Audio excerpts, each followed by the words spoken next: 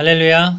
우리 성도님들의 각 가정에 하나님의 놀라운 은혜와 평강이 넘치기를 주님의 이름으로 축복합니다. 온라인 세վում 학교를 맞아서 오늘부터 큐티라는 주제를 가지고 한 주에 한 번씩 만나게 되었습니다. 오늘은 그 첫 번째 시간으로 큐티가 무엇인지 그리고 큐티를 어떻게 하는 것인지에 대해서 우리가 함께 연구해 보는 시간을 갖고자 합니다. 먼저 큐티란 quiet time의 약자입니다. 고요한 시간이라는 뜻으로 하나님 앞에 우리가 잠잠히 머무르면서 말씀을 집중할 수 있는 시간, 그것을 의미합니다.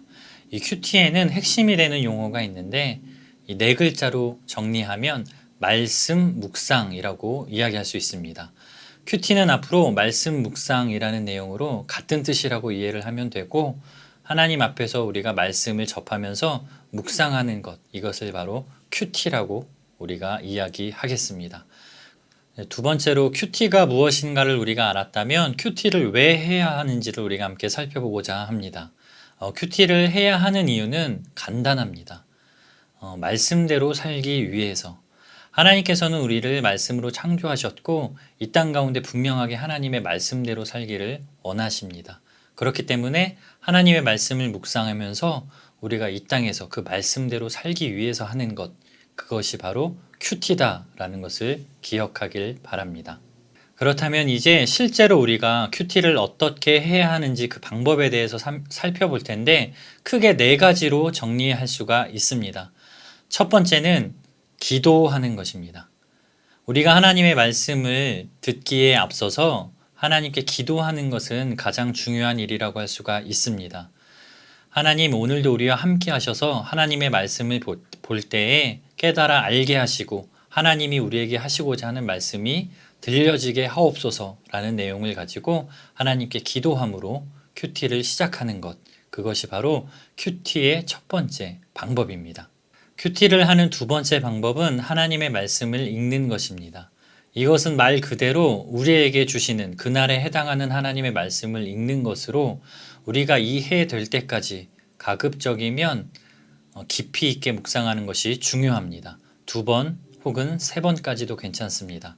말씀을 깊이 있게 이해하면서 우리가 함께 읽는 것, 이것이 바로 큐티를 하는 두 번째 방법입니다. 이제 우리가 두 번째 말씀 읽기까지 마쳤다면 세 번째로는 우리가 읽은 말씀에 대해서 그 내용을 요약하고 또한 느낀 점을 쓰는 것, 이것이 바로 세 번째 큐티를 하는 방법입니다. 하나님이 우리에게 주신 말씀에 대해서 우리가 그 말씀을 요약하면서 우리에게 주신 특별한 은혜가 있을 것입니다. 그것을 기록하면서 다시 한번 내게 주신 은혜가 무엇인지를 점검하는 것, 이것이 바로 큐티 묵상하는 세 번째 방법입니다. 이제 3단계까지를 마쳤다면 마지막 네 번째로 큐티를 하는 방법은 적용하기입니다. 하나님의 말씀을 우리가 읽고 또한 쓰고 느낀 점까지도 썼다면 마지막으로 가장 중요한 것은 우리가 살아가는 삶 속에서 하나님이 주신 말씀을 가지고 삶에서 적용하고 실천하는 것입니다. 이것은 우리가 큐티를 하는 가장 중요한 목적이고 중요한 포인트가 됩니다.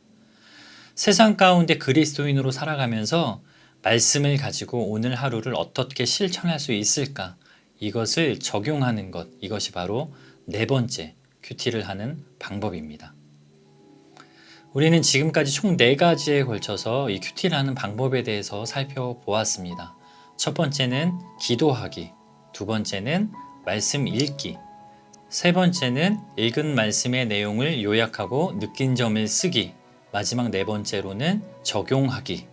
이렇게 총 4단계에 걸쳐서 우리가 큐티를 하는 방법에 대해서 살펴보았는데 이제 다음 주부터는 한 주에 한 번씩 실제적으로 이 방법을 가지고 그날 우리에게 주어지는 본문의 말씀을 통해서 함께 큐티를 해보고자 합니다. 다음 주 이 시간에 우리가 다시 만나는 시간까지 각 가정 안에서 하나님의 놀라운 복을 누리시기를 주님의 이름으로 축복합니다.